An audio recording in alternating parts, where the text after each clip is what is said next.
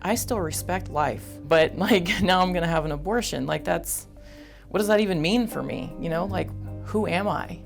I'm sorry. Oh, no, it's okay.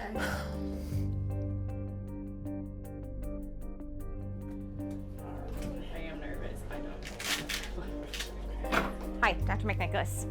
Once you come to this clinic and you walk in these doors, those women are just like all the other women in the clinic. And to them, it's not an issue of what political party I am. To them, that doesn't matter, right? It's just the reproductive health care that they need today. In the US, nearly 1 in 4 women will have an abortion by the age of 45. But abortion is becoming harder to access in states in the Midwest and the South, where conservatives have put in place new anti-abortion laws. It's often difficult and unsafe for abortion providers to operate in these states, requiring out-of-state doctors to fly in to provide care. And many worry it could soon get even harder to access an abortion. Democrats worry Roe v. Wade hangs in the balance with the nomination of Judge Brett Kavanaugh to the Supreme Court. State lawmakers are looking for ways to either gut or enshrine abortion into state law, and some Democrats on Capitol Hill say Brett Kavanaugh poses a big threat. Yeah, exactly. Where are we headed? We're headed for Oklahoma City, where the clinic is. So why do you have to travel to provide care? There are many places in the country, particularly conservative states, where providing abortion care can be really challenging because abortion has become so politicized and hostile in many places. There are some concerns that people who provide abortion care have around safety for themselves or for their children. Dr. Colleen McNicholas is an abortion provider who travels over 400 miles almost every week to provide care. She works at 4 different clinics in 3 different states: Missouri, Kansas, and Oklahoma. Do you get tired of all the travel? Sometimes physically tired, not tired of the mission of what I'm doing. Well, and you have a family. And I have a family, right, that has jobs and school and baseball. Any slight fluctuation in the travel plan can certainly throw off an entire family. All right. Are you going, honey? Yes. So right now we're headed to the airport. Sounds like we have a very busy day. There's almost 60 patients on the schedule for Friday. So we'll start early and probably work late. But you know, that's true of abortion care, right? When there's really limited access to abortion and it requires that people fly in from other places, it can make for a busy couple of days because there just isn't providers on other days. And people are just waiting for you? It's not always me, but yes, they are always waiting for somebody to fly in to be able to provide that care. So in the Columbia and Kansas City affiliate, I am the only provider at those. And look at the bumper sticker right here in front of us. It says Choose Life right there. There are virtually no abortion providers living in these areas. So in order for the clinics to remain open, McNicholas has to fly in to fill the gap. The clinics can go weeks without a provider and remain closed until a doctor is back in town. Anti-abortion groups camp outside the clinics where Dr. McNicholas works, even when the clinic is closed. Some extreme activists have even turned to violence, including a bombing in 1986 and the assassination of one clinic doctor, George Tiller, in 2009. One of only a handful of doctors in the country performing late-term abortions. Dr. George Tiller was shot and killed in church yesterday. For years, Tiller was a lightning rod for abortion rights opponents, and his murder is sparking new fears for the safety of other abortion providers. There was an assassin who came in and shot him point blank in his head.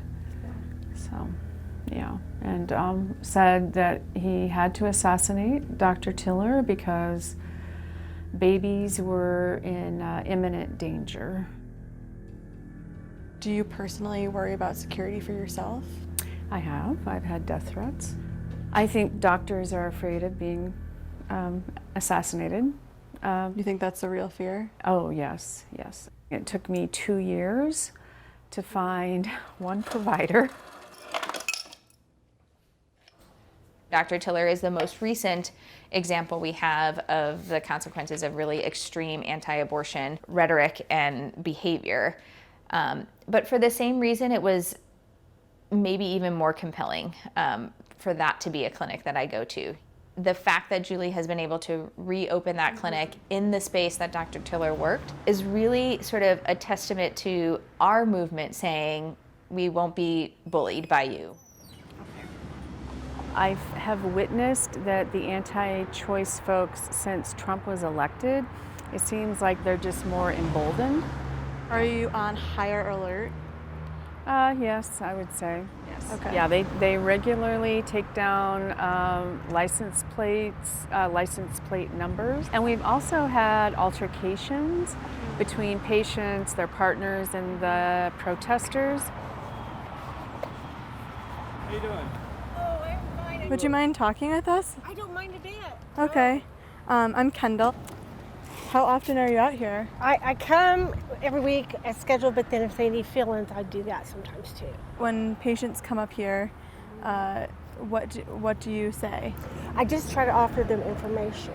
I just say, here, what could it hurt to read this pamphlet? Do you get people taking Not your a lot. information? Once in a while, not a lot. And if we save one life every month or year, that's worth it.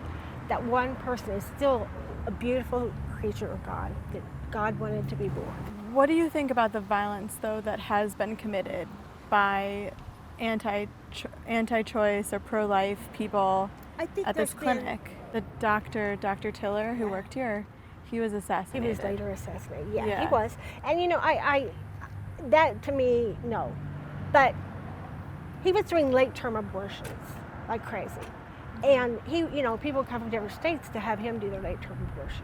And I can see how somebody could just really feel like they were doing God's will. By killing him. Right. I wouldn't do it, no. And I don't condone it. Yeah, okay. But, you know, but I'm saying we do so little. That was one life compared to millions. Not all people who are anti-abortion are picketing outside of clinics. Polls show that the country is split on the issue of abortion, with a majority of conservatives saying abortion should be illegal in all or most cases. Now, I believe that life begins at conception. That's why, those are the reasons why I'm pro-life.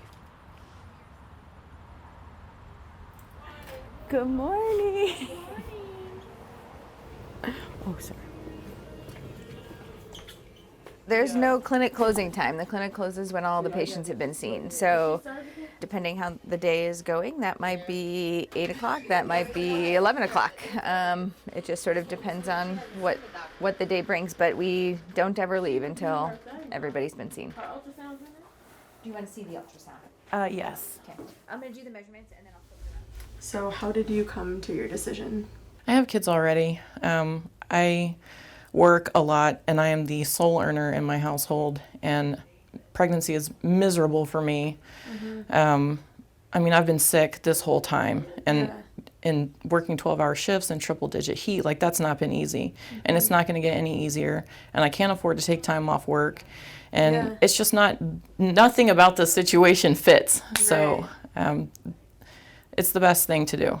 If I lived in a country where this was not available, I don't know what I would do at all. I would be in despair. Were you at all nervous coming here? Oh, yeah. Okay. Terrifying. I still respect life, but like now I'm going to have an abortion. Like what does that even mean for me? You know, like who am I? Mm-hmm. I'm sorry. Oh, no, it's okay. When you do something difficult, it's always scary. And I don't make decisions based on fear ever, so these ladies just help me feel like a person. Mm-hmm. So you are a person. I am a person. Yeah. I am a person deciding not to let another person live, and that's hard to face. Mm-hmm. How many weeks did you have to wait to see the doctor? When you were scheduling the appointment? Because I had to reschedule, a month went by. If I had to reschedule my appointment twice, really? Trying to get it together to afford it. This is the last day that I can do the medical So if I would have waited like 2 more days, I would have had to have a surgical. When a patient calls to make an appointment here, they have to wait until the traveling provider is in town. Sometimes patients wait up to a month for care. This impacts both the type of an abortion a woman can have and how much it will cost. All right, let's get you your medication. A medical abortion, or the abortion pill, can be administered 10 weeks into the pregnancy. Beyond 10 weeks, a patient must have a surgical abortion, which is more invasive and potentially more costly. Okay, your goodie bag and your papers to check out, okay? So out the door to the right and check out at the front window, and then we'll see you at follow-up, okay? Thank you so much. All right, have a good day. And no insurance? No, it's not allowed in the state of Oklahoma. So these patients are paying out of pocket? Correct.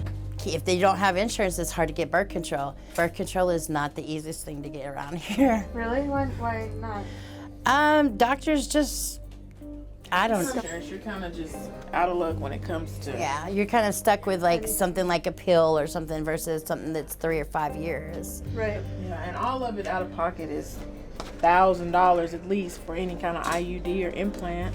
Really? And the pills, depending on what kind you get, they can even be costly. Exactly. So it actually could be more than an abortion. Yeah, absolutely. One of the most amazing things about interacting with patients is how little they actually know about the politics of abortion. But it's not really until they're here having an abortion that they even engage in the issue, because most people aren't living in those extremes. Sounds good. All right, thank you. They access the care when they need the care, and that's when they think about the care. Globally speaking, the hardest aspect of my job is having to see patient after patient navigating tremendous hurdles and shame and guilt and the sort of quest for normal reproductive health care. So the patient's 18 weeks, so we're going to do a D&E.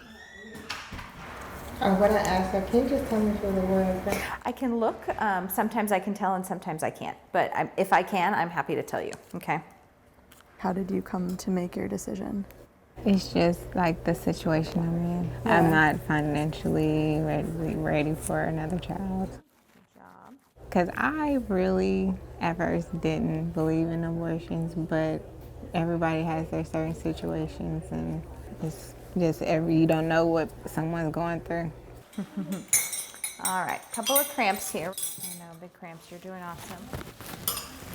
Our existence as a species really relies on women's ability to be able to control their fertility. If women can't control how many times to be pregnant, then they can't control their education destiny, and they can't control their economic destiny, and they can't control their ability to really reach their full potential in society. And so because of all of those things, I think abortion care is justice care. Blow, blow, blow, blow, blow. Good job. Good job. You broke that, girl. I did. Just that was great. Always stronger than you think you are.